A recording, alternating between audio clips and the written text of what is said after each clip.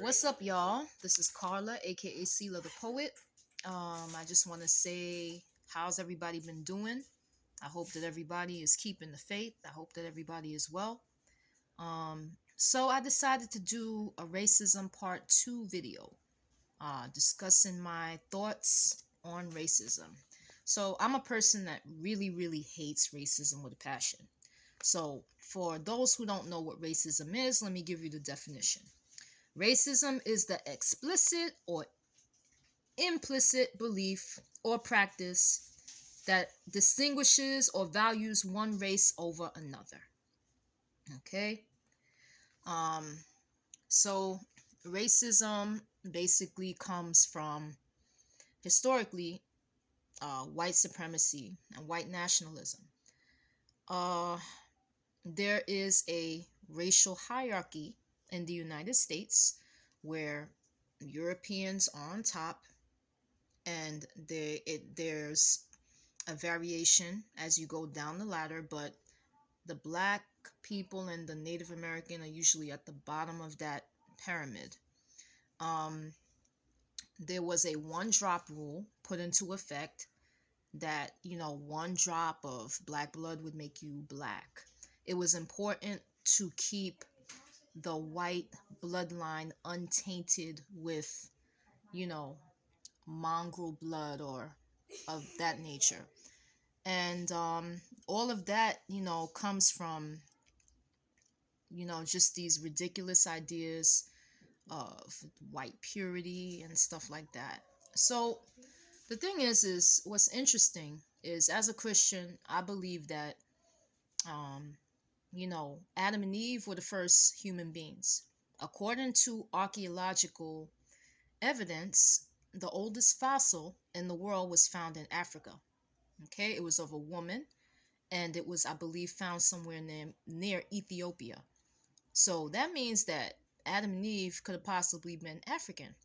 And so the whole human race stemmed from, according to the archaeologists, human life started there in Africa. So if that's true, then this biblical story of the Tower of Babel, how once the languages were kind of scrambled between the peoples, then peoples kind of migrated all over the earth.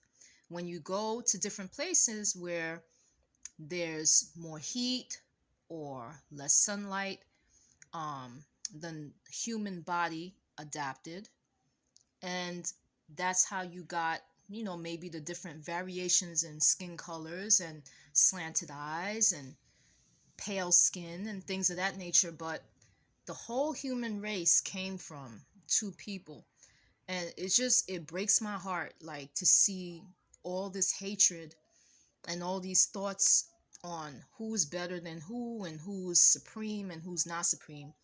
But living under the umbrella of racism can just be very, very devastating for people who are non-white, having to live in, substandard housing, having to be discriminated against, not being able to have the same opportunities for wealth, the same opportunity for jobs,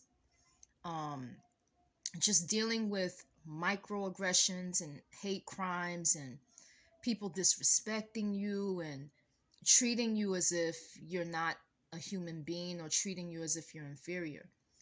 These type of things should not go on in society, but they do. I am at a point in my faith where I've been deconstructing my faith for the past couple of months. I did a research on the origins of Christian history, which I found out had foundations in white supremacy and racism as well. And the history, of the things that I'm learning, it makes me angry, it makes me disgusted. But we need to confront, this history, because the thing is, history has a effect on the things that happen now. A lot of the things happening now are the effects of historical legacies.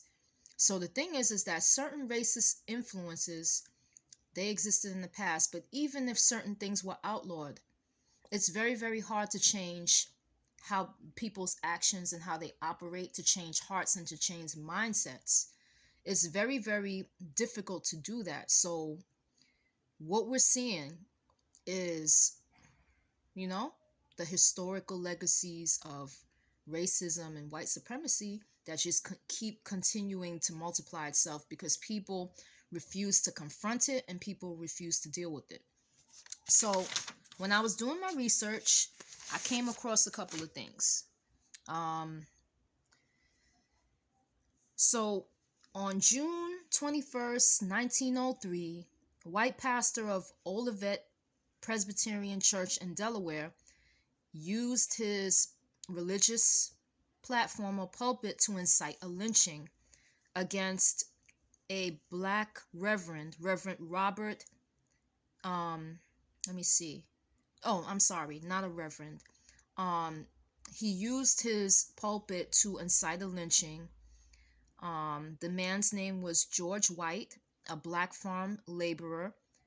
They accused him of raping and killing a 17-year-old white girl, and they ended up lynching this man. And the support to have this man lynched came from a pastor, someone in a church, actually riling up his congregation to go and perform a lynching. I also found that there is a man named Brother Donnie Reagan who leads Happy Valley Church of Jesus Christ. And this pastor is very, very outspoken on right-wing and racist views. This pastor speaks out, unashamedly, that he is against interracial marriages and how the races should stay separate, and things of that nature. I also found out that Pastor David Platt, the former president of the SBC, Southern Baptist Convention International Mission Board, he had lawsuit filed against him because he dared to take a stand against structural racism. He actually spoke out against it in the church, and people actually tried to file a lawsuit against him. You also had some ministers or pastors from the Southern Baptist Convention who broke away from it because they felt disrespected by the non-support and the ignoring of critical race theory, and all critical race theory is a teaching that deals with structural and institutional racism and how it leads to inequalities of the different races in our society. And I just don't understand for the life of me what's wrong with that. I mean, it's the truth. And I guess some people don't like the truth. It's very, very controversial to them. They don't want to come to terms with the fact that they may be racist. They don't want to come to terms with the fact that there is a system that keeps them imprivileged and it keeps others oppressed, and these are people who call themselves Christians, involved in these denominations. And why would somebody who claims that we are all brothers and sisters in Christ take a stand against something, which is critical race theory, where you're actually confronting and dealing with the sin of racism, in a collective sense, and trying to find a solution to it? Why would somebody be against something like that? You have to ask yourself these questions, and if someone wants to stay in a position of favoritism, or somebody wants to stay in a position of power, and they don't mind stepping on other people to maintain the status quo, then that's a problem. That's a problem, and that reflects on, the faith that you say you have and the claim to Christianity that you have. What kind of Christianity is that? where you're not dealing with your sin. What type of Christianity is that where you're not confronting, you know, injustices and oppression and mistreatment of non-white brothers and sisters in Christ, is what you claim. So, I'm just, doing the research, taking all this in. I'm just trying to think my way through everything. And all I can say, guys, is that I'm just deconstructing. I'm asking myself a lot of questions about the Bible, about Western Christianity, about European contextualization of the scriptures. I'm just really, really asking myself a lot of questions. And for those who are believers, I ask for prayers because you know we're supposed to have an understanding of why we believe what we believe. We don't just believe blindly. You have to have some type of gauge or some type of anchor or some type of understanding about how you got to the point where you're at. And that's where I'm at. Just trying to understand things. I've been taught so many things throughout life and I never questioned them. And now I'm at that point where I'm doing that. For me to be able to examine the scriptures, to examine Christianity, to examine faith, you have to be able to think objectively. You have to be able to think deeply. You have to be able to ask yourself some hard, uncomfortable questions.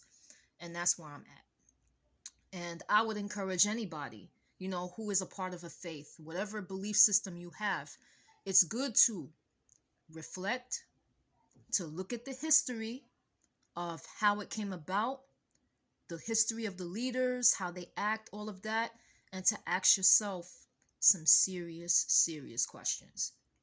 The fact that Christianity was tainted and kind of influenced by white supremacy and racism, that's a part of history that me being a person of color, I can't ignore. I can't ignore that.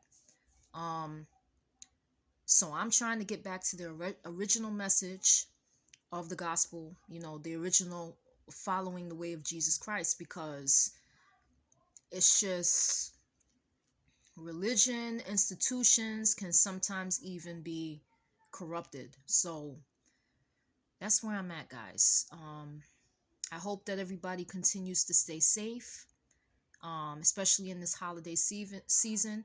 Continue to social distance, use hand sanitizer, don't go around crowds of people, and